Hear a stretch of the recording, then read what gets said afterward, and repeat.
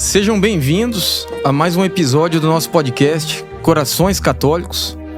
Hoje com um pequeno desfalque, ou um grande desfalque, né? A ausência do professor Gustavo Darós, que está sempre aqui apresentando o programa, vocês estão acostumados. E na falta dele, apenas hoje que ele não virá, vamos dizer as coisas que ele costuma dizer. Esse é o podcast da família católica, então é para você, o vovô, a vovó, a criança, todo mundo participa aqui conosco nesse momento. Para participar também do nosso podcast, nós convidamos um ajudante.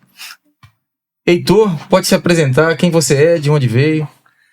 Eu sou Heitor, né, como o padre já falou, e sou coroinha da paróquia Santo André Apóstolo. E é isso. Eu acho que tem que ir pro o principal, né? Logo.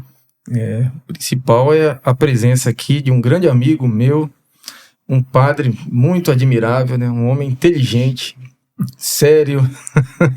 É o padre Esteban. Eu agradeço demais pela presença do senhor aqui. Eu que agradeço. E vou pedir para o senhor se apresentar, mas antes vamos só rezar um Vinde Espírito Santo, né?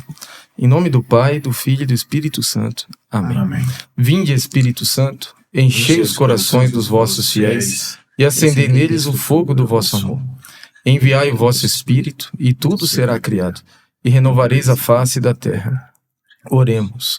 Ó Deus, que instruístes os corações dos vossos fiéis, com a luz do Espírito Santo, fazei que apreciemos retamente todas as coisas, segundo o mesmo Espírito, e gozemos sempre de sua consolação, por Cristo Senhor nosso. Amém. Amém.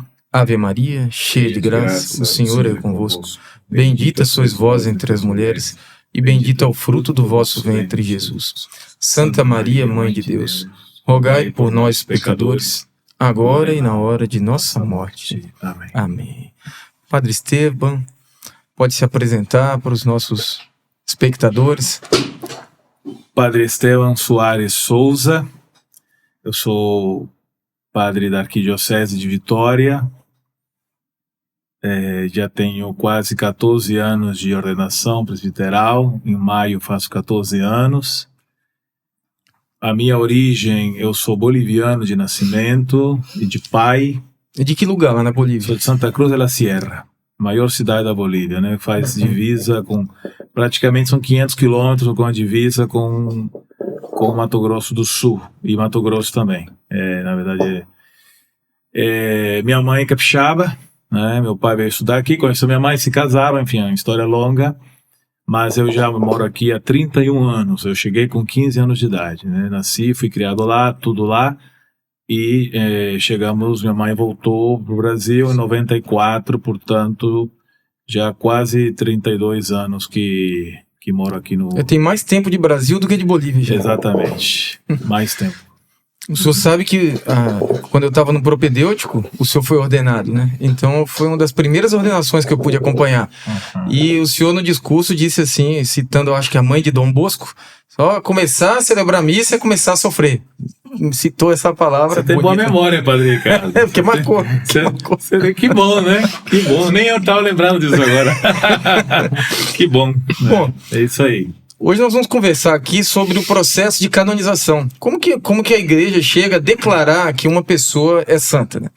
E nós convidamos o padre Esteban, não por qualquer razão, mas porque ele tem um contato com esses processos de canonização, né? Que contato que é esse? O senhor estudou esse assunto? Na verdade, eu, quando fiquei 5 anos em Roma, fiz a minha pós-graduação em Direito Canônico, eu aproveitei e fiz este curso que não faz parte da chamada licença em Direito Canônico, ou seja, o mestrado em Direito Canônico, mas eu fiquei um pouco mais de tempo, então aproveitei e fiz este curso.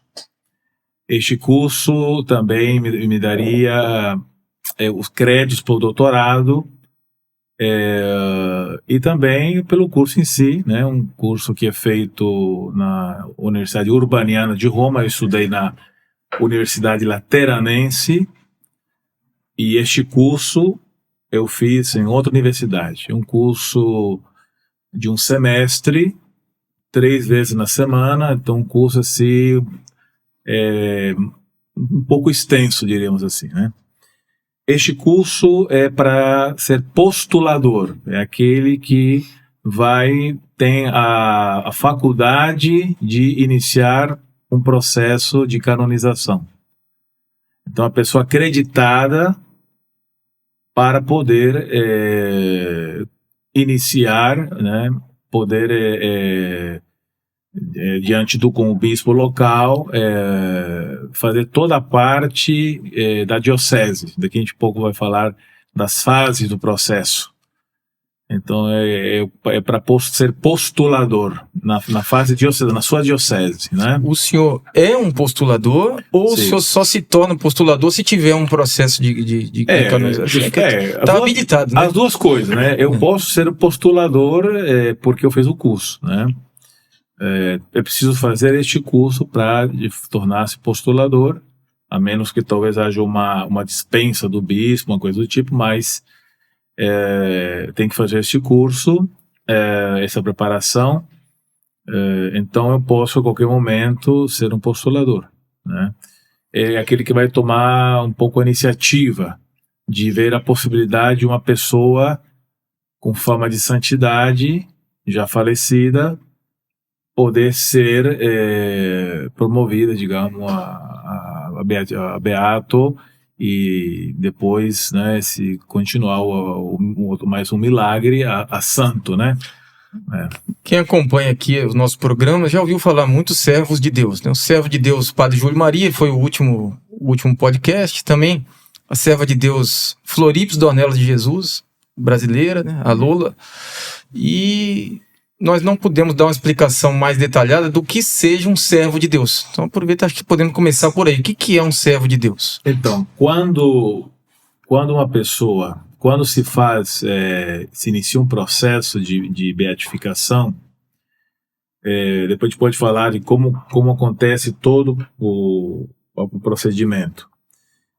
Quando se abre, mediante decreto, um processo de beatificação, pelo bispo, onde a pessoa faleceu, ou onde ela viveu a maior parte do tempo, aí a pessoa automaticamente se torna serva de Deus, servo de Deus. Não é um título, é simplesmente porque foi iniciado um processo de beatificação dela, né, ou dele. Aí se torna automaticamente servo de Deus, né? E para isso tem que ter a fama de santidade, que seria exatamente o quê, né? Exatamente. Então, para abrir um processo, faleceu um padre, um leigo, tal, que tinha fama de santidade, exatamente, uma palavra técnica aqui, fama de santidade. Também se toma uma palavra técnica, ou seja, depois da morte, as pessoas começam a visitar o túmulo, as pessoas começam a rezar por intercessão dela, tem gente que diz que alcançou uma graça por intercessão dessa pessoa, né? Então isso se chama fama de santidade.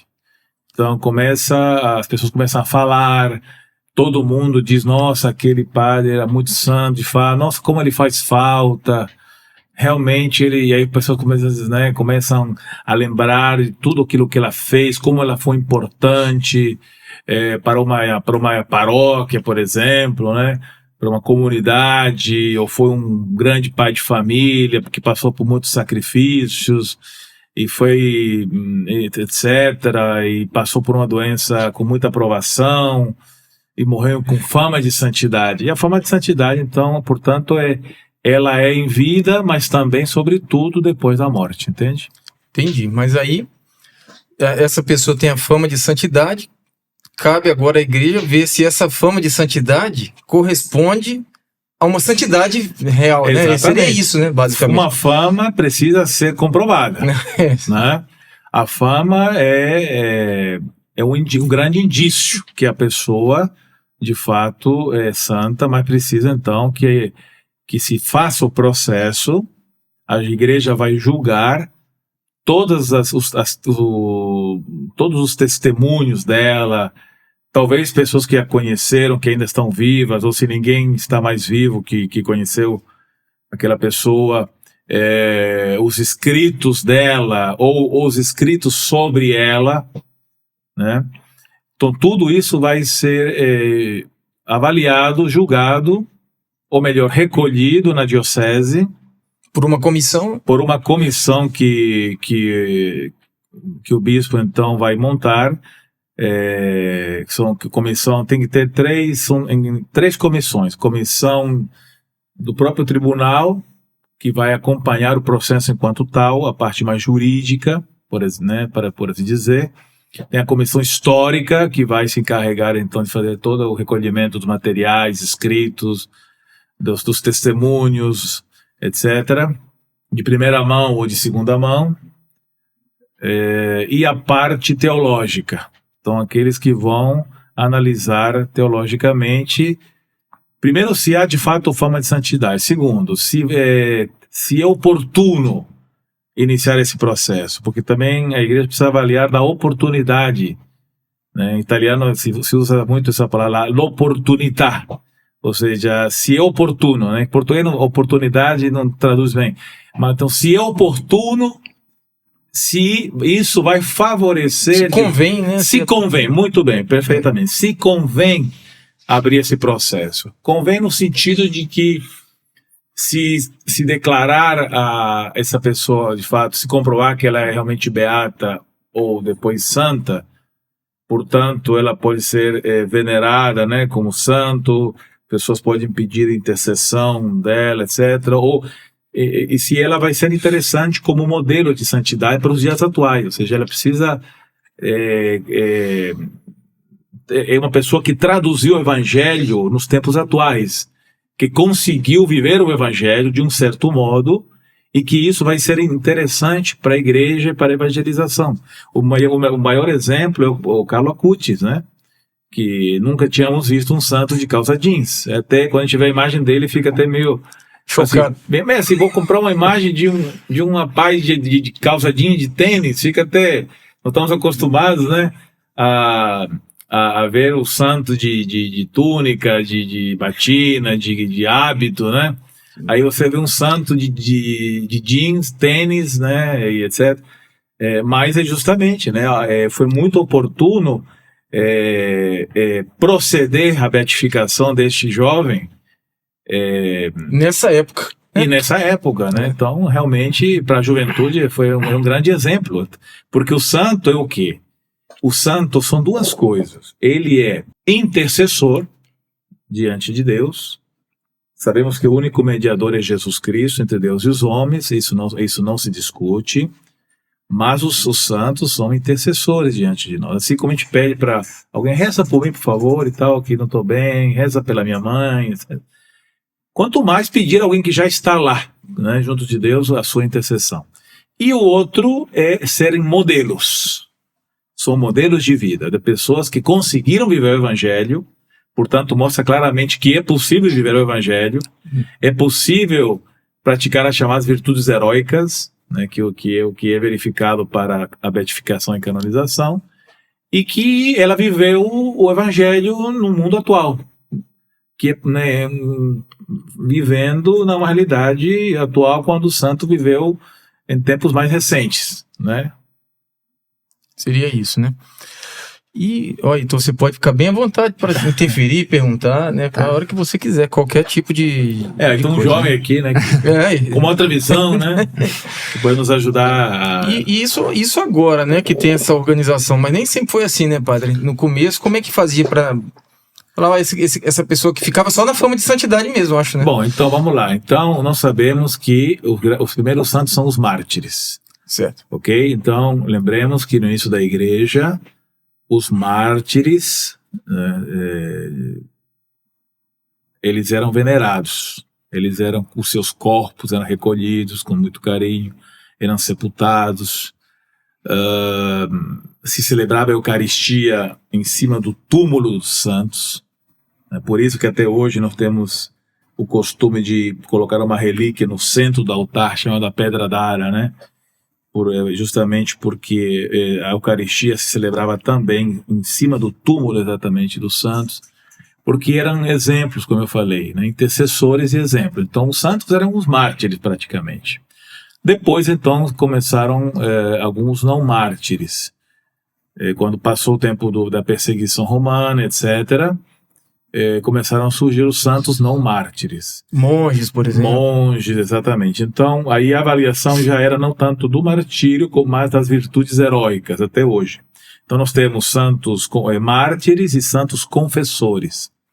Ou seja, aqueles que não sofreram martírio, não foram mortos por causa de Cristo, ou por ódio da fé cristã, mas eles viveram virtudes heróicas, foram testemunhas no seguimento de Jesus, né, sem martírio, mas no martírio, digamos assim... Cotidiano.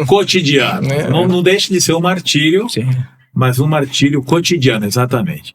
Então, mas especificamente, Padre Ricardo, foi o Papa Bento XIV, no século XVIII. Ele foi Papa de 1740 a 1758. Ele escreveu um grande tratado, né? Se chama De Servorum Dei Beatificatione et Beatorum Canonizatione, ou seja, da canonização, da beatificação e canonização dos servos de Deus. Ele então sistematiza tudo isso. Ele sistematiza todo o procedimento a ser seguido para declarar alguém santo. Que os papas declaravam santo, o papa dizia, não, eu quero declarar esse São Francisco santo. Santo Antônio foi santo 3 anos depois, me parece. São Francisco também foi logo, porque o Papa, lógico que a sua forma de santidade era indiscutível, sim. Mas não tinha um procedimento claro. Então, no século XVIII, com o Papa Bento XIV, com este escrito, esta obra que até hoje é uma referência atual, já houve algumas modificações, né, até o Papa Francisco. Essa é a obra do Papa Bento XIV? Essa daí? Não. Essa aqui é esse aqui é um pequeno resumo, não é uma obra, poderia ser tipo aqui mais ou menos, né? Mas também não é esse aqui, não. Esse qual é? Esse aqui é um livro com o qual eu estudei, né? As Causas dos Santos, está em italiano, Le Cause dei Santi, que eu usei no curso. Aqui um pequeno resumo, né, de todo o procedimento que se faz. Mas foi o Papa, com esta obra, que sistematizou bem, mostrando então os passos a seguir, né? Então, quando hoje então o servo de Deus depois se torna venerável, depois quando acontece um milagre dentro do processo se torna beato, mas ou com outro milagre, um segundo milagre, não sabemos se torna santo. Então, quem sistematizou isso aqui bem foi o Papa Bento XIV, no século XVIII. Então, a diferença de venerável para servo de Deus é que o venerável teve as suas virtudes heróicas comprovadas. Então, abriu-se o processo, ok? Então, como que se abre o processo? Importante a gente voltar ao início. Então, a forma de santidade, o postulador fala assim, seu bispo, padre fulano que morreu, foi um grande padre. Pessoas aqui, o clero, é unânime em dizer que ele foi um grande exemplo. Pessoas falam, né, dele e tal. Será que não é oportuno a gente, de repente, pensar numa abertura de processo de beatificação? Fala assim, pode ser interessante e tal. E aí ele precisa o que fazer então? Consultar a região episcopal ou província eclesiástica, no nosso caso o Estado do Espírito Santo, né? É o Regional Leste 3, recentemente criado. Ele consultaria, então, os outros bispos do Espírito Santo. É interessante, nós também conhecemos tal padre, é verdade, etc. Depois se consulta a Santa Sé, se nada obsta, né? O nil obstat da Santa Sé. Se a Santa Sé falar assim, pode abrir, pode proceder. Aí o bispo, então, com um decreto, abre o processo. Ok? Aqui começa a fase diocesana, na diocese onde ele viveu, mas onde ele morreu. Aqui, então, ele é servo de Deus, ok? Neste momento. Se torna automaticamente servo de Deus com o decreto de abertura do processo. Que já não é tão simples assim, porque teve uma série de coisas que o senhor mencionou aí, que por exemplo, a anuência dos bispos, né? Da oportunidade, se convém. Já significa alguma coisa, né? Sim, mas ainda ele não é servo de Deus. Só é servo ou serva de Deus, recebe este título quando vier o decreto. Quando começa o processo. Certo. E se torna venerável na fase romana. Então, vamos lá. Quando você recolhe todas as provas escritas, os testemunhos, redige tudo tem que ser muito bem redigido, fotos, etc. Se encaixota tudo, se lacra tudo e se envia tudo para Roma. Para hoje, antigamente, de Congregação para a Causa dos Santos, hoje se chama Dicastério para a Causa dos Santos. E lá, então, começa a segunda fase, que é a fase romana. Lá tem um postulador da fase romana. Então aqui eu seria, por exemplo, postulador da fase diocesana. Eu só faria essa parte. Depois passa... Quando mandasse para Roma, para Santa Sé, para o dicastério para a causa dos santos, termina a minha função. Agora começa a função romana. Claro, eu poderia acompanhar daqui e tal, né? Mas aí então se nomeia um postulador lá, da fase romana. Quando se constata que realmente, olhando todo aquele material que foi enviado, etc., que realmente aquele homem, aquela mulher, de fato, tem comprovadas virtudes heróicas, ou seja, ela vivenciou realmente as virtudes principais, ou seja, as teologais, né? Fé, esperança e caridade, e as outras também, prudência, temperança, né? As chamadas cardeais. Então, em modo contínuo, ok? Tem que ser uma coisa contínua, não pode ser assim esporadicamente. Aí, então, com um decreto da constatação das virtudes heróicas ou do martírio, se tiver sido um mártir, né? Aí, então, se torna venerável. Aí recebe o título de venerável. O venerável, então, está à espera do milagre, digamos assim. Uhum. Quando já é venerável, o milagre que acontecer depois faz com que ela se torne beata. O milagre velho? Não. Todos os milagres anteriores, os sinais, são sinais. Digamos que alguém pediu uma graça e alcançou uma graça por intercessão dessa pessoa. Quando nem tinha aberto ainda o processo. São sinais que vão ajudar na constatação da fama. Entende? Sim. Ou até antes do processo, ou até já com o processo aberto. Mas a partir do venerável para frente é que é a prova. A igreja diz: nós constatamos que essa pessoa é santa. Agora precisamos da confirmação do alto.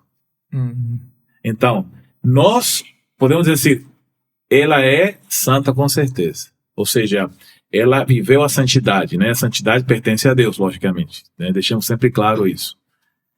Mas agora precisamos da confirmação do Espírito Santo. Qual que é a confirmação? É o milagre pós-declaração de venerável. Entende? Interessante. E o mártir, ele precisa também desse milagre ou é mais fácil? Assim? Precisa do milagre. Precisa. Sim, exatamente a mesma coisa. Né? Um milagre para beato e depois um segundo milagre para a canonização, ou seja, a santidade. O Papa Francisco, ele tem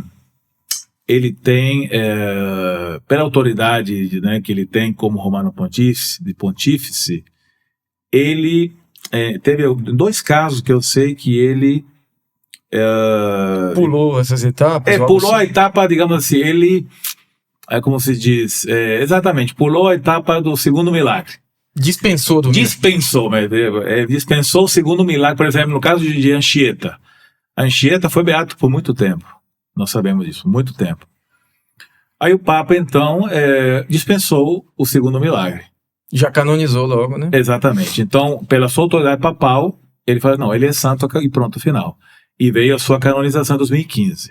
Teve outro jesuíta também, né? Pedro... Agora esqueci o... Faber, né? Pedro Faber, acho né? Que sim. Ele também dispensou.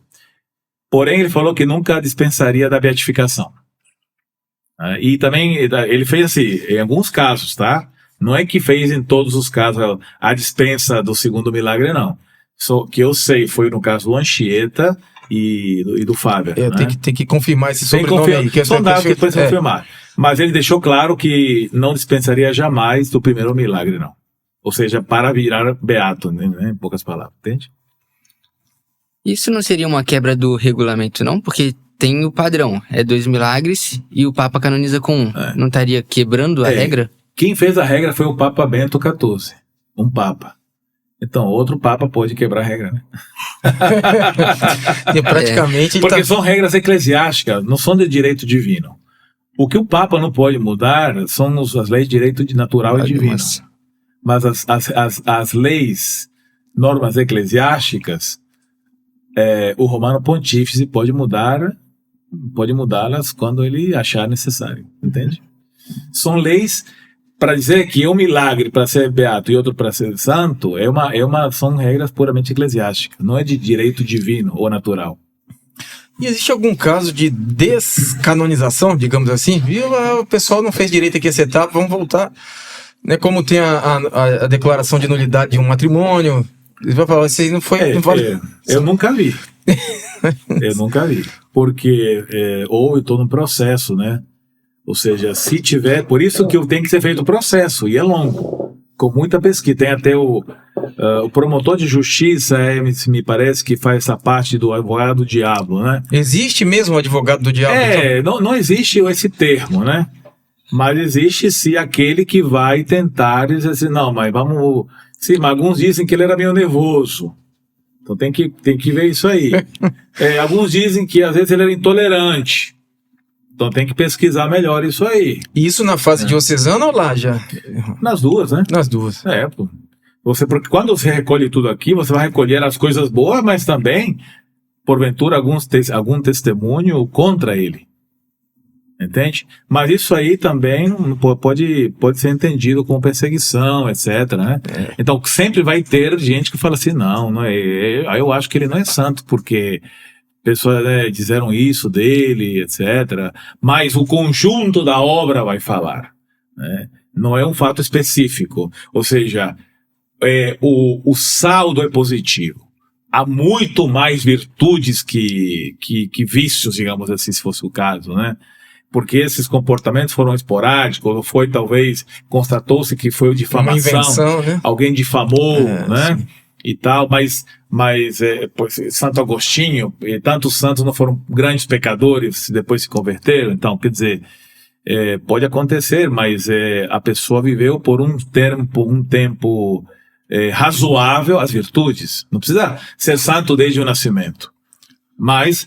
sei lá, nos últimos 10 anos da vida dela, ela perseverou um modo contínuo nas virtudes, entende? E como que é escolhido esse advogado do diabo? É o promotor de justiça, né, que faz essa... Ele é escolhido pelo bispo na fase diocesana e lá na fase romana é sempre alguém que entenda direito canônico, alguém que trabalha lá no dicastério, que fará essa parte. É como defensor do vínculo na nulidade matrimonial, né? Ele vai estar sempre tentando defender a validade. Enquanto os outros procuram provas para a nulidade, o defensor faz a contraposição, tentando dizer, não, mostrando... Então, mais ou menos isso, digamos assim, o que acontece no próprio... Um processo ele tem que ter uma contraposição, contraditório. Processo penal, contencioso...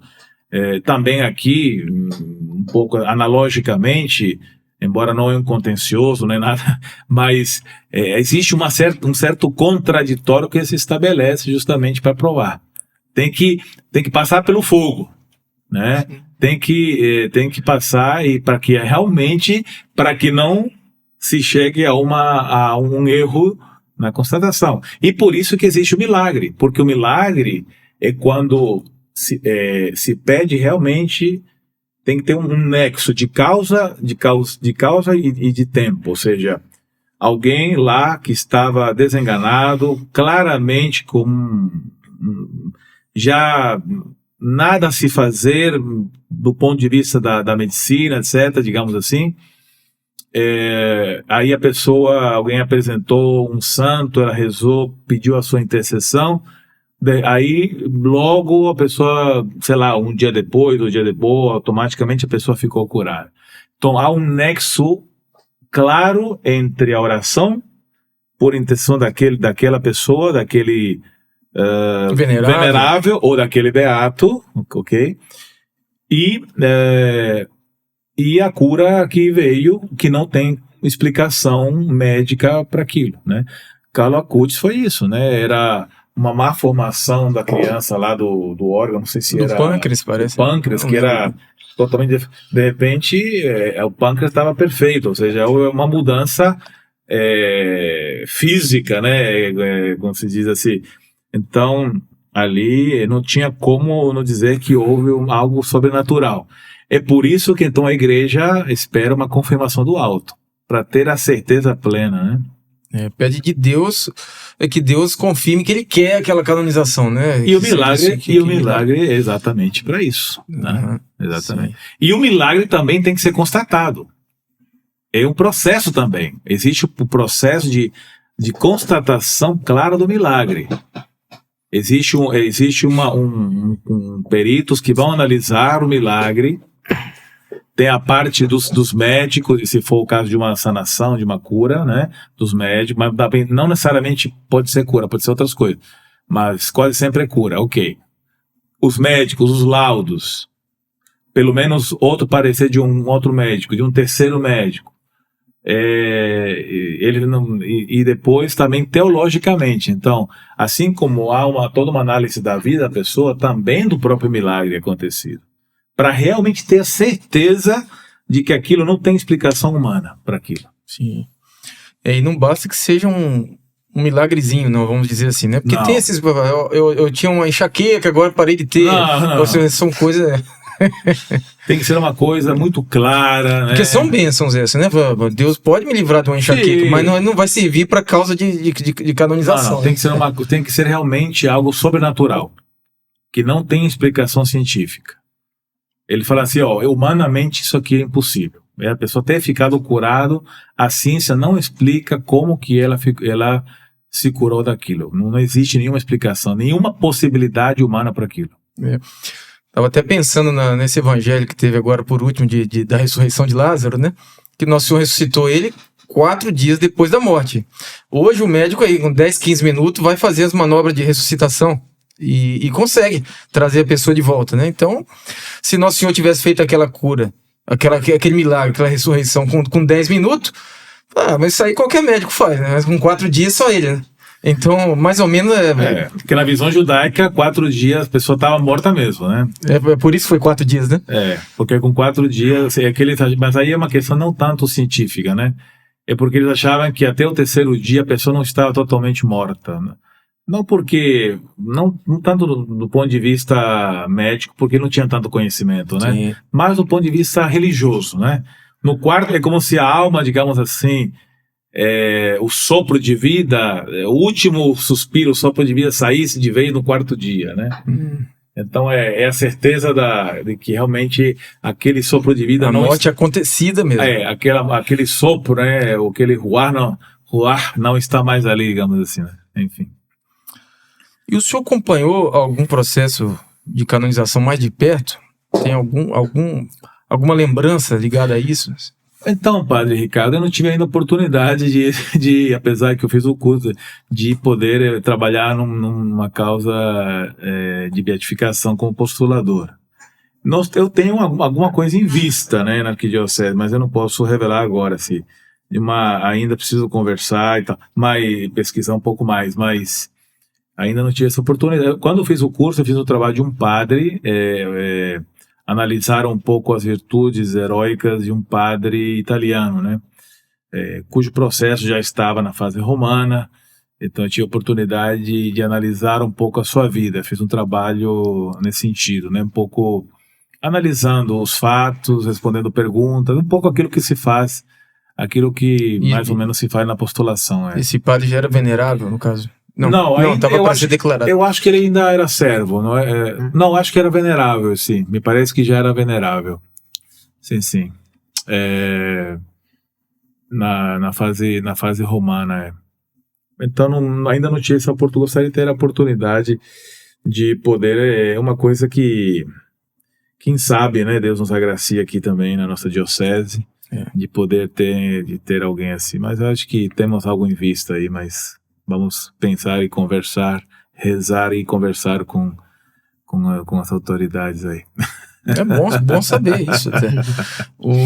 Algumas pessoas se queixam, né, falam, mas a igreja já vai querer fazer mais um santo, né, inventar, vai criar mais um santo, já não tem santo suficiente, né, mas se a gente pensar na quantidade de católicos que já existiu e a proporção daqueles que foram declarados santos são uma coisa minúscula. Mas muito, aqui, né? Na Arquidiocese de Vitória não temos uma referência de algum santo assim que seja daqui, que eu me lembre.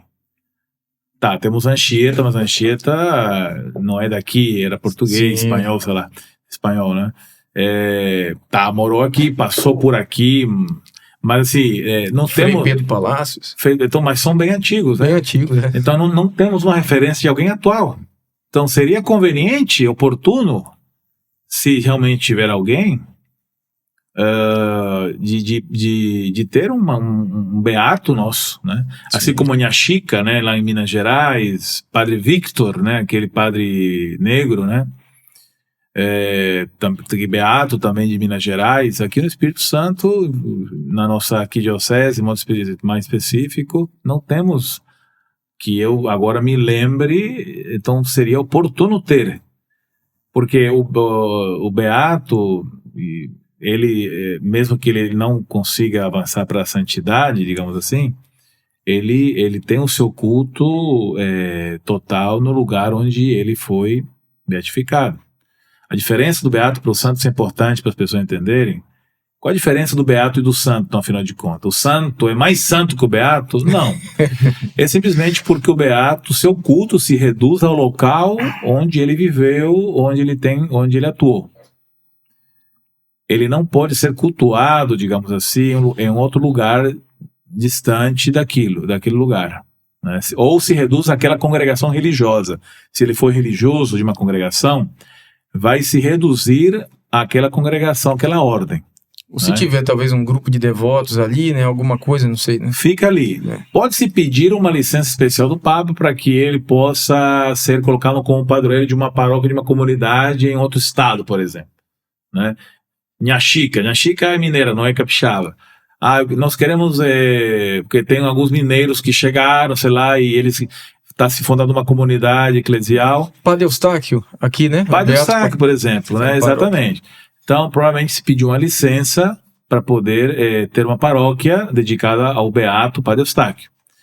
O santo é a mesma coisa que o beato, só que o seu culto é universal. Pronto. Ele pode ser venerado, vamos colocar assim, cultuado, fica um pouco ambíguo. Ele pode ser venerado em todo o mundo. Essa é a diferença, né? Pode colocar uma paróquia dedicada a ele e tal, em qualquer lugar do mundo. Praticamente essa é a diferença. Não é que o santo é mais santo que o beato, digamos. O beato ficou ali no meio, nem tão santo. Não existe essa diferença. É apenas a extensão do culto. Essa é a diferença fundamental. E no caso de São Carlo Acutis, ele, mesmo na fase de beato, ele já era venerado em todo o Brasil, né? Por exemplo. Sim, sim. Bom, é porque o milagre aconteceu no Brasil, né? Então, entendeu? Ou seja, aí que está o ponto, né? Aconteceu em Goiânia? No Centro-Oeste, mas eu não lembro. Centro-Oeste. Eu não sei se é Goiânia ou Brasília. Eu acho que é Goiânia, Brasília. Parece que é Goiânia. Então... Campo Grande, eu acho, não? Ou Campo Grande, não sei. Bom, agora também não estou lembrando. Mas talvez por esse fato, né? E por fato de ser jovem, os jovens também, eles você sabe muito bem que os jovens hoje, eles divulgam tudo, não é isso? Uhum. Eles postam tudo, eles divulgam tudo, né? Até as nossas fotos, né? Você sabe, né? Ontem, por acaso, eu caí do presbitério, né? Mas não aconteceu nada. Mas eu levantei muito rápido, né? Falei assim, ainda bem, falei assim, levantei rápido, porque senão vocês teriam filmado, vocês teriam tirado foto e já estava na internet. Antes de acabar a missa, já teria na internet. Talvez por isso que o Carlo Acutis ficou assim, né? Antes do decreto de canonização ficar pronto, né? Já havia um culto, né? Então não é questão de não poder, é questão de não ser conveniente, então. Não, você pode. O que você não pode, por exemplo, é... Criar uma paróquia. Exatamente. Dedicar uma paróquia ao Beato Carlo Acutis no Brasil, né? Hoje pode, porque hoje já é santo, né? Então, tanto que depois da canonização, as imagens dele começaram a ser vendidas prontamente. Porque aí não tem mais dúvida que você pode ter uma imagem dele, porque é santo, né? Para uma imagem, assim como temos a imagem de Santa Rita, não é isso? Então, tem uma imagem lá do jovem lá, adolescente jovem, de jeans e tal, não tem mais dúvida, entende? Uhum. E eu acho assim, a existência de um santo num lugar é também um sinal de uma igreja viva, né? E eficaz, porque qual é o fruto maduro de uma igreja, da igreja? É a santidade dos seus fiéis, né? Se não surge nenhum santo naquele lugar, tem alguma coisa meio... O santo, né? Nós temos muito santo, né, Padre Ricardo? Você sabe muito bem nas nossas comunidades, aquelas senhorinhas, sim, claro, né? Que com muito amor estão lá servindo nas nossas comunidades. Tantos santos anônimos, né? Os santos beatificados, canonizados, são alguns que a igreja declara oficialmente e que se tornam modelos, né? Como eu falei, intercessores e modelos oficiais. Mas sabemos que a santidade nas nossas igrejas, etc., tem muita gente que já é santa, mesmo que ainda não foi feito o seu processo, né? Sim, isso é importante a gente entender, né? Então, os outros não são santos? Não, tem muita gente aí que com certeza, se fosse feito um processo, provavelmente chegaria, né, à beatificação, né? Sim. E quem arca com os custos desse processo? E não é barato. E não é barato. Sobretudo a fase romana. Os custos do processo, né? Todo processo tem custos, né? Então, se a gente pensar que você tem que montar uma equipe de historiadores, fazer todo o recolhimento dos textos e tal, isso tem um custo, né? Porque, a menos que seja todo mundo voluntário e tal, mesmo assim, né? Mandar para a fase romana também, lá tem gente que trabalha com isso. Então, são pessoas, não são voluntários, são pessoas também que têm seu emprego, pessoas, claro, que são peritos, há muitas vezes alguns leigos, inclusive, que recebem por isso, para fazer esse trabalho. Então, os custos não são baixos, isso é realmente uma questão que, às vezes, né, é meio incômodo, né, assim, mas existe um custo para o processo, sobretudo na fase romana, né? São custos do processo, né? Custo do processo. Mas aí a paróquia, onde começou, como é que quem que por exemplo, congregações religiosas, né? É a própria congregação que vai arcar, né? Do seu santo fundador, que quer vê-lo beato, né, e santo. A congregação, então, vai criar uma fundação para a beatificação do seu fundador, então aí vai ter recursos, pessoas que vão doar, ou ela já tem recursos, né, guardados, que possam investir nisso. Eu acredito que é mais ou menos isso. Numa diocese, um padre que iniciou um processo de beatificação do padre diocesano. Acho que a diocese pode ajudar naquilo que é possível, pessoas que o conheceram também vão ajudar. Então, um fundo que se cria. Vai aparecendo. É um fundo que vai se criar para os custos do processo. Tanto diocesano, mas sobretudo romano, né? E em Santa Cruz de la Sierra tem um santo canonizado? Acho que não sei, acho que não. Não sei dizer. Não, acho que não tem, não. Na América Latina temos poucos, né? Não temos Santa Rosa de Lima, mas aí do século XVI nós temos Mogrovejo, né? É hoje, né? O dia dele. Toribio Mogrovejo, bom, eu me lembro do sobrenome. Sim. Que também é peruano, se não me engano, né? Santo Bartolomé de las Casas também, se não me engano. Enfim, tem alguns ali, né?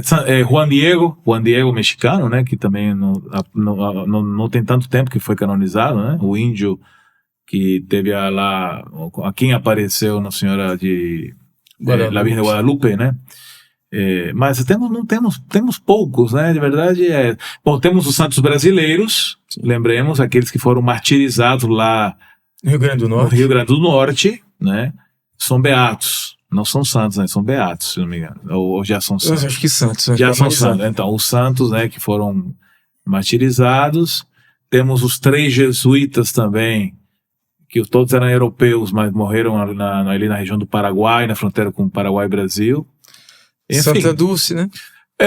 Exatamente. Então, não estamos esquecendo de José de Anchieta, estamos esquecendo de Irmã dos Pobres. Então, Frei Galvão, primeiro santo nascido no Brasil. Madre Paulina, né, é italiana, mas chegou aqui criança, né? Então, mas eu acho que pelo tamanho do Brasil poderia ter mais. Então, realmente, deveria ter mais postuladores no Brasil, né? Sim. Que tenha esse insight, falar assim, poxa, essa pessoa, todo mundo fala bem, esse foi um excelente padre, modelo para nós, poderíamos, né, pensar talvez em abrir o processo de beatificação e tal, né? Então são coisas que dependem da gente, né? Mas tem que ter preparação para isso também, né? E querer fazer, porque dá trabalho também, né? O bispo também precisa abraçar, apoiar, porque ele que de fato vai abrir o decreto, depois de consultar, como nós vimos, a região episcopal, do Neil Hofstad da Santa Sé, e ele abre o processo, né? Então é isso. Então estamos tendo já está na fase romana, se não me engano, né? Do Padre Léo, não é isso? O Padre Léo se não me engano, venerável, né? inclusive também o Dom Helder Câmara também já está na fase romana, né? O bispo Helder Câmara está na fase romana. Temos também tem outro também, esqueci agora, que também já está no processo. Então tá tendo vários aí, né? Tem uma movimentação aí, então, né? Exatamente, já está no processo. E o senhor tem um santo de devoção? Alguém que te inspira? Então, Dom Bosco. Dom Bosco, que o senhor citou, né? Exatamente, Dom Bosco. O que você falou que eu citei a mãe dele na minha ordenação. Dom Bosco. Apesar que eu, assim, não vou ser hipócrita. Não é que eu rezo sempre para Dom Bosco e tal, mas é o que me vem o primeiro santo que me vem à mente é ele, Dom Bosco. Porque modelo de padre, né? Ele foi padre diocesano, apesar que ele fundou os Salesianos. Na minha vocação, quando eu estava, né, antes de entrar no seminário, eu lia muito Dom Bosco. Então, a minha primeira Eucaristia foi numa igreja de Dom Bosco, dos Salesianos, né, lá na Santa Cruz, paróquia dos Salesianos, né, ligado ao colégio dos Salesianos, e eu fiz a primeira Eucaristia ali, enfim. Então, eu tive uma história. Padre Pio também, Padre Pio, sem dúvida, também tem uma grande devoção. Assisti muitas vezes o filme dele, né? Em italiano, aquele primeiro filme, que é uma série em 3 capítulos que eles... Dá umas 4 horas de duração. Que eles juntaram, eu vi várias vezes, né? Então, Padre Pio também. Eu citaria esses dois, assim, como um pouco santos de devoção pessoal, assim, né? Principalmente, Nós temos mais alguns minutos ainda? É que se temos que aproveitar a oportunidade de perguntar também alguma coisa sobre a vocação do senhor, como é que nasceu, por que quis ser padre? Boa pergunta. A minha vocação tinha tudo para não ser padre, sempre digo isso, até nas minhas homilias, né? Tinha tudo para não ser padre, porque na verdade quem queria ser padre era meu irmão mais velho, que hoje é casado.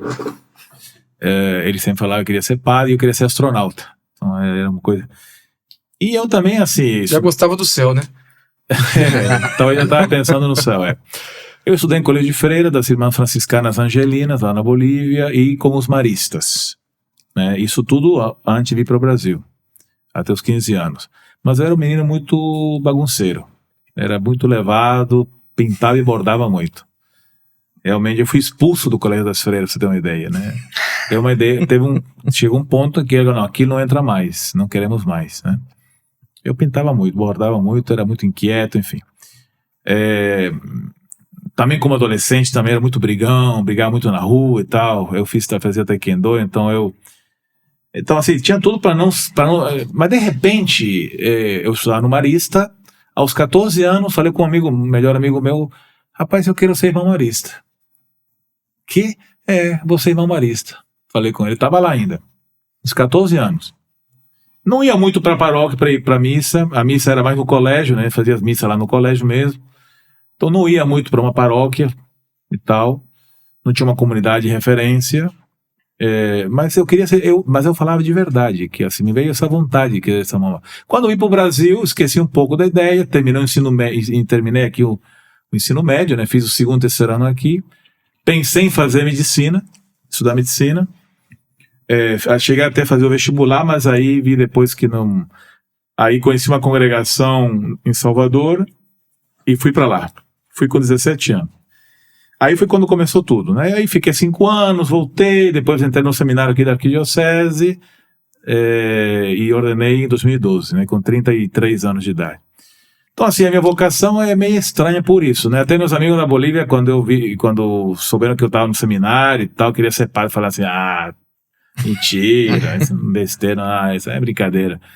Não, e o pessoal, tá mesmo, eu estou mesmo e tal, né? Depois quando eu virei padre também, você é padre mesmo? Você é padre mesmo? Tem certeza? Então é engraçado isso, né? Porque eles me conheceram naquele tempo, né? Então minha vocação é assim, começou aos 14 anos, resumindo a história, né? Sim. E depois foi fortificando, vi que era aquilo mesmo, fiz filosofia na UFES, né, como leigo também, e quando entre a Bahia e o seminário daqui, fiquei tempo fora, né, podia ter seguido outra coisa, enfim, mas eu vi que realmente era isso mesmo. Mas a escola estava muito presente na vocação do senhor, né, teve a situação com as irmãs, então já estudava na escola das irmãs, depois teve a congregação marista, né? Então foi uma influência positiva. Além das minhas avós, tanto a boliviana como a brasileira, muito católicas, né? Foram também um referencial forte na minha vida, né? De fé. Então é mais ou menos isso. Sim. O padre Pierre uma vez falou assim, uma coisa interessante. Ele falou: entre os santos, cada um pode ter a sua devoção, escolhe um outro que gosta, né? Mas Nossa Senhora não. Já é devoção de todo mundo. Todo mundo se devota em Nossa Senhora, né? Inclusive certeza. Os próprios santos, né? Sempre devota em Nossa Senhora. Então seria aí propriamente a rainha dos santos, né? E o senhor reza o terço, claro, gosta de Nossa Senhora, né? Desde pequeno já rezava o terço. Não reza muito o terço, não vou ser hipócrita não, viu, padre? Então... Deveria rezar mais. Mas de pequeno? Eu sempre vi minha avó rezando todo dia. Minha avó materna, com a qual eu convivi muito, apesar que ela era brasileira, ela ia muito para a Bolívia, enfim, ficava com a gente lá, a gente era pequeno. Eu sempre via ela, todo dia ela rezava o terço, né? A gente, não vou justificar, mas assim, com você também é pároco e sabe que nossa vida é muito tumultuada, né? Mas a gente precisa sempre ter mais tempo para oração, porque realmente esse é um dos critérios para a santidade, é a vida de oração, né? Se não tiver vida de oração, você pode fazer obras, correr, visitar doente, o que você quiser, mas se você não for uma pessoa de oração, ter momentos de oração pessoal diária, pode ser o terço, né? Claro, né? Se a gente vê, acho que todos os santos rezavam o terço, praticamente. A gente, né, assim, não é obrigatório, mas é quase que obrigatório, digamos assim, né? Estar diante do Santíssimo, né? Então, isso realmente é um critério para a santidade, com certeza, né? Então, é sempre uma coisa que a gente precisa sempre estar atento a isso, né? Isso aí também é investigado lá no processo, né? Claro, Essa pessoa vida de oração. Como é que era a vida de oração? Não, o pessoal fala assim, não, eu via ele às vezes, de noite, eu ia lá, via a luz do Santíssimo ligar, falei, uai, quem tá lá? Não, é o padre que tá lá. É o padre, de madrugada, né? Ele fica de madrugada. Passava de madrugada toda rezando. Dom Helder Câmara, ele passava a noite toda rezando no Santíssimo, muitas vezes, né? Então isso mostra de fato que a pessoa tinha uma vida de santidade, ou seja, não é só pelo que ela fazia, mas pelo que ela era, né?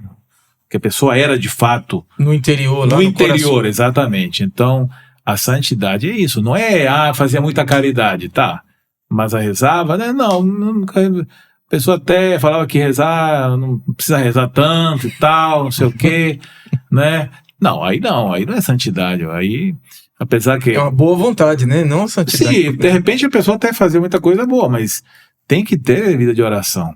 Pessoa que se confessa regularmente, com certeza. Pode olhar Dom Helder, todos esses confessavam-se regularmente. Regularmente. Então não tem para onde correr. Isso é parte da vida da santidade, né? Os sacramentos, a confissão. Não tem como a pessoa ser declarada santa se não se confessar. Ficou 20 anos sem se confessar. Não tem como, gente.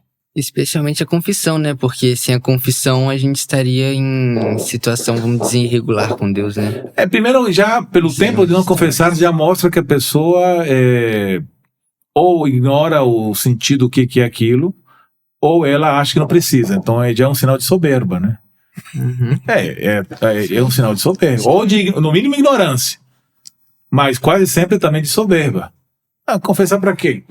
Não tem como uma pessoa... Porque, justamente, você pensa assim, mas por que confessar se eles já eram santos? Mas é aí que tá. Os santos eram pessoas sensíveis para os pequenos pecados. Então eles viam que realmente eles precisavam se confessar. Eu sempre gosto de falar assim, a santidade é quando a pessoa está debaixo da luz, né? Quando a luz é pouca, você não vê umas manchinhas assim. Quando começa a aumentar, eu falo, olha só essa mancha aqui, eu não tinha visto. Olha isso aqui também, né?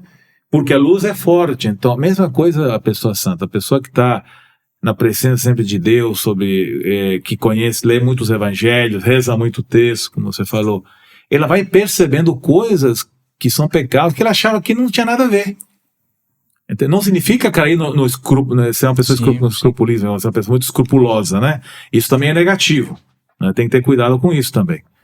Os santos não eram escrupulosos. Alguns tinham uma tendência, mas eles eram pessoas que tinham consciência do pecado. Uma consciência delicada, né? Exatamente. Uma visão mais profunda, né? Uma sensibilidade ao pecado maior. Então, às vezes, você não percebe que pegou, porque às vezes você, sei lá, trata uma pessoa, né? Nem pergunta o nome... e tal, e a pessoa se sente um pouco discriminada, que você nem percebeu, mas a pessoa que é sensível, né, percebe que, poxa, aqui eu vacilei, eu nem perguntei o nome dela, né, conversei mais com ele, não conversei, sei lá. Então, isso não é ter escrúpulo demais, isso é ter sensibilidade, né? Uhum, sim. E agora não, sempre teve, né, mas a igreja tem insistido muito no convite universal à santidade, né? Que todas as pessoas sejam santas, né? Todos somos chamados à santidade. Todo mundo é chamado à santidade. Pelo batismo, né? O batismo que já é o... Bom, a pessoa que acabou de ser batizada, ela está santa. Já é o penhor de santidade. É o penhor da santidade. Nós já somos santos pelo batismo. Certo. Só que essa santidade precisa se desenvolver. Eu sempre gosto de falar que o batismo é como uma semente depositada dentro de nós, que ela pode ser que ela frutifique ou fique sempre semente.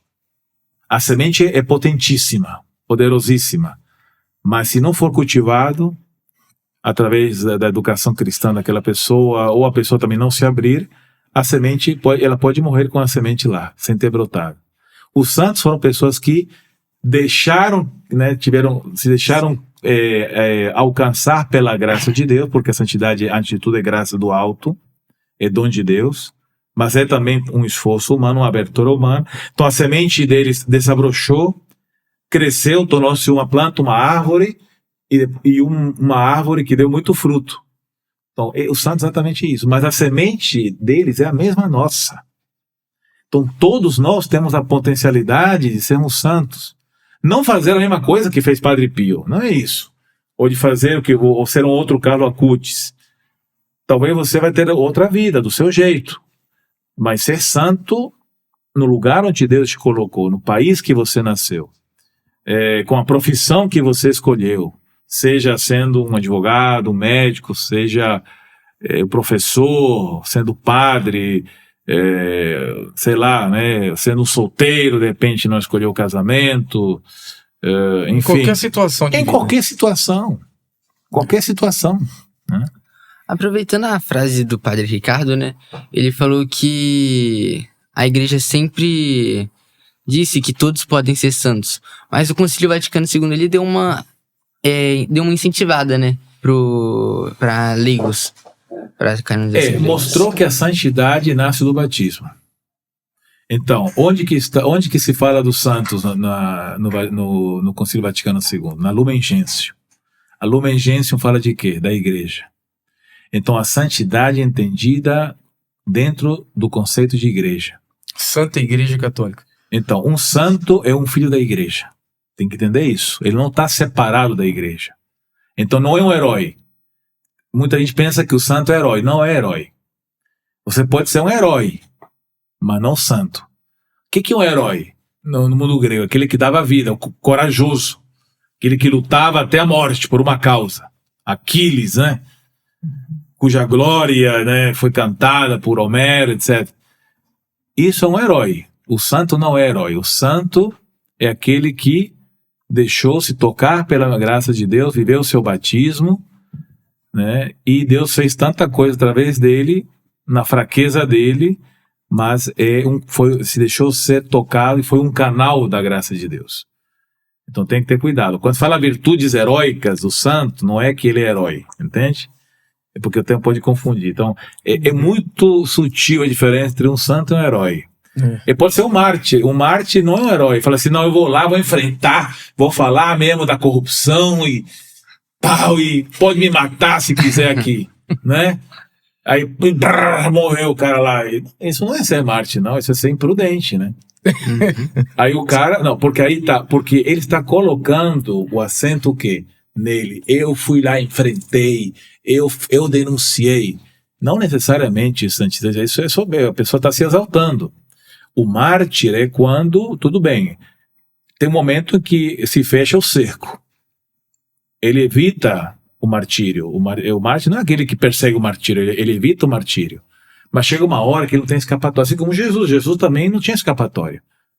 Né? Jesus, ou ele fugia... Mas às vezes fugiu, né? Quando não era a hora certa. Mas chegou uma hora que não tinha como. No final, sim. Ou ele fugia, mas aí deixava a sua missão, ou ele falava assim, quer saber de uma coisa? Sim.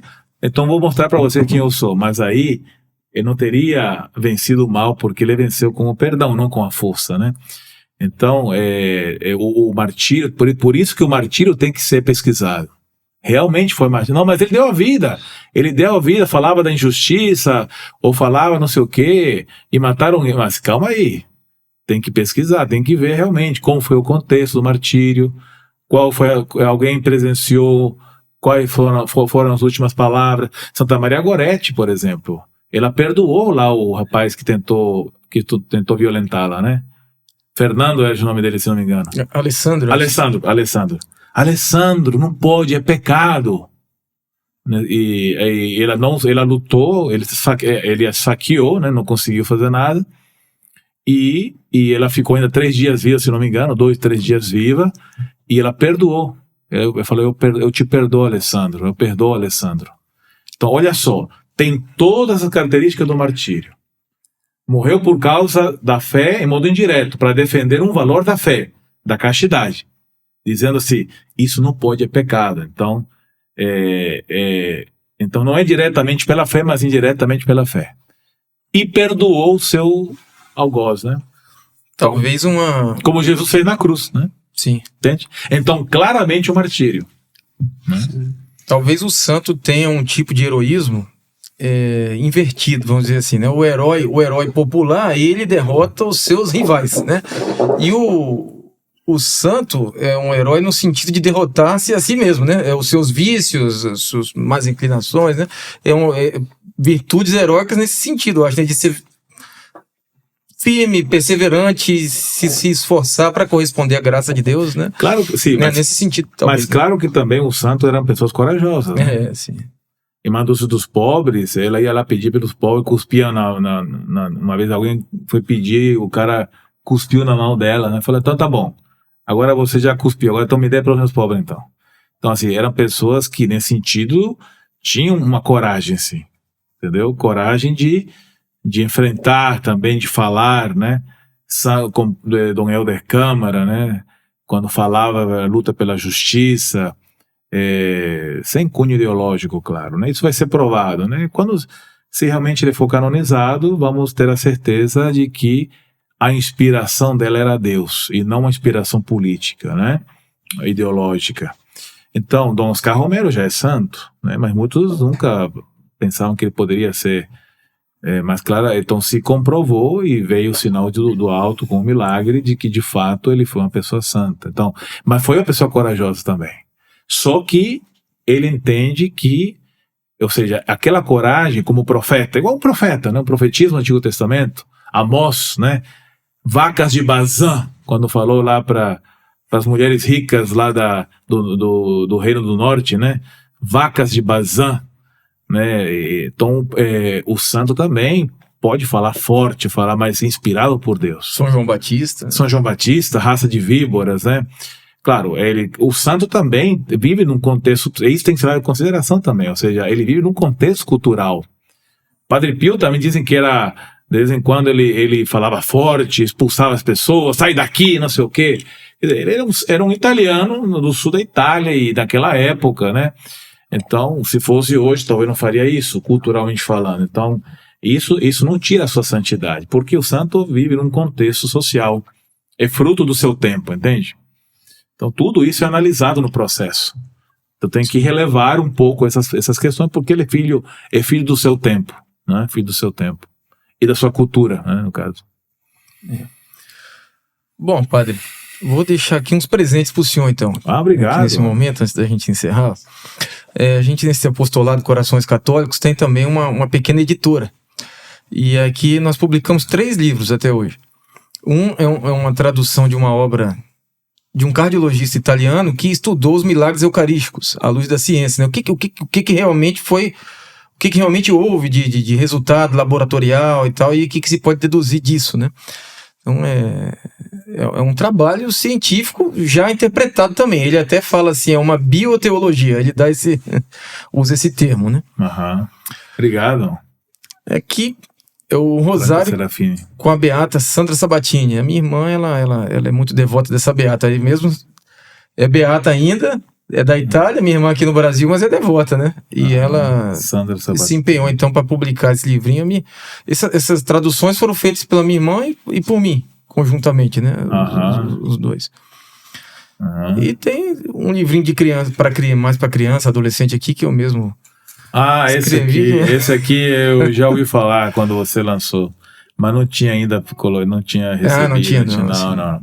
Mas obrigado, Padre Ricardo. Parece que foi um livro muito bem escrito, porque né, o pessoal falou muito bem, um bom aluno, né? Você como um bom médico, etc, né? Já mostra que você foi um bom aluno também.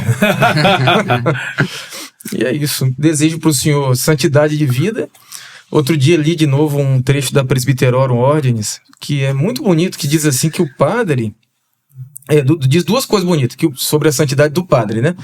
Que o padre, ele se torna santo pelo próprio exercício do ministério. As coisas que ele tem que fazer, vai atender confissão, celebrar missa, não sei o quê. Aquilo mesmo já vai santificando ele, né? Do padre diocesano. Assim, sem contar os não somos a nossa vida não é a vida de um religioso. Então, necessariamente, é a caridade pastoral, né? Isso. A fonte da nossa espiritualidade é a caridade pastoral. Então, embora a gente tenha que rezar também em momentos de oração pessoal, mas a nossa vida vai ser mais ativa do que um religioso, né? Do que um monge, etc., do que um franciscano, né? Que tem, teoricamente, mais tempo para fazer isso, etc. E depois, por outro lado, ele diz, sim, o padre vai se tornar santo, então, através do exercício caridoso, do apostolado, da caridade pastoral. Mas, depois, também é o inverso. Deus vai agir preferencialmente, está escrito isso, vai agir preferencialmente pelo Padre Santo. Ordinariamente, ele vai escolher esse caminho. Ele pode agir, fazer a sua obra, né, de qualquer maneira, o Padre Santo ou não. Ex opera operato, né? Mas ele tem uma predileção, vamos dizer, ele fala que é o caminho ordinário de Deus, é o Padre santificado. Então, o que eu posso desejar para o senhor é isso, obrigado, né, que o senhor seja um Padre Ricardo. Santo, né? Obrigado pelo convite que você me fez, né? Eu sempre também tenho tido você com um grande exemplo de humildade, as pessoas falam muito bem. Você tem uma forma de santidade já, viu? Pela sua humildade, porque realmente a humildade é uma característica muito, muito importante de alguém que realmente segue o Evangelho, né? Às vezes a pessoa conhece muito, então a soberba é muito fácil, né, subir na... Então, ou ela faz caridade, um pouco, não, eu faço isso, aquilo, outro, mas você sempre, o seu modo de agir é sempre muito humilde, o modo de você tratar as pessoas. Você foi seminarista lá na paróquia que eu tô, né? Então as pessoas falam muito bem de ti. Então, eu tomara que um dia eu seja como você. Tornar-me-ei como tu, né? Isso. Para terminar, eu gostaria de pedir... Heitor, você quer falar alguma coisa? Heitor falou pouco. Poxa vida. Pode ter falado mais, né? Mas depois que ele for padre, ele vem aqui para falar mais. Ele tá no discernimento aí, se Deus quiser, vai seguir a caminhada. É um discernimento tranquilo, né? Se for. Se não for, também não tem problema. Mas para ser santo já tá chamado, né? Com certeza, né? Isso sim. Se é batizado, com certeza.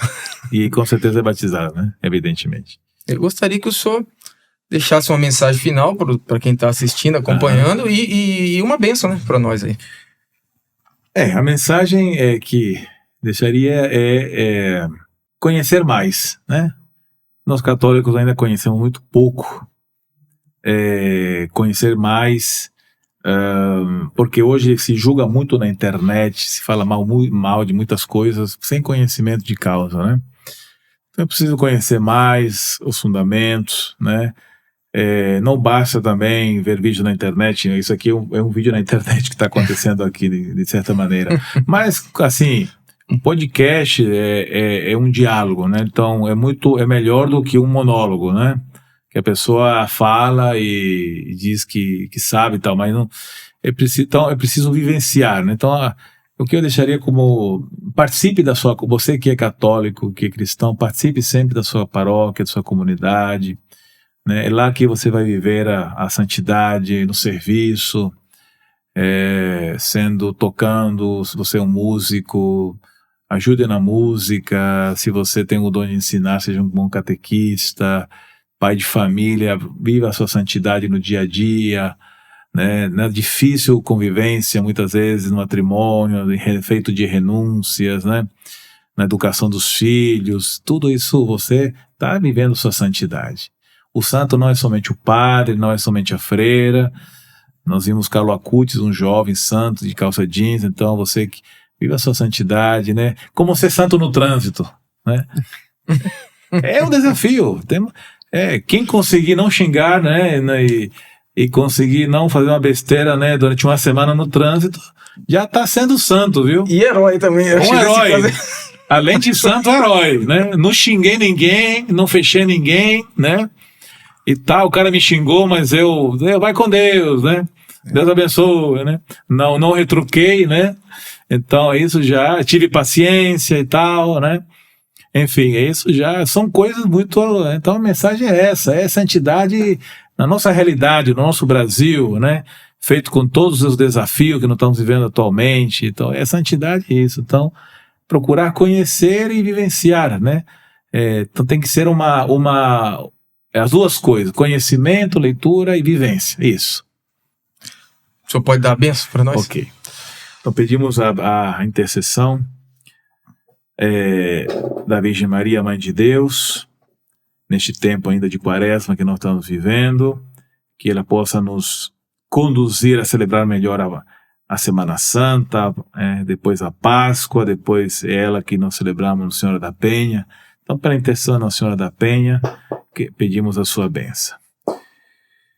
A vossa proteção recorremos, Santa Mãe de Deus, não desprezeis as nossas súplicas em nossas necessidades, mas livrai-nos sempre de todos os perigos, ó Virgem gloriosa e bendita. O Senhor esteja convosco. Ele está no meio de nós. Abençoe-vos o Deus Todo-Poderoso, Pai, Filho e Espírito Santo. Amém. Amém. Obrigado, Padre Ricardo. Obrigado aí, Heitor, né? Obrigado, senhor.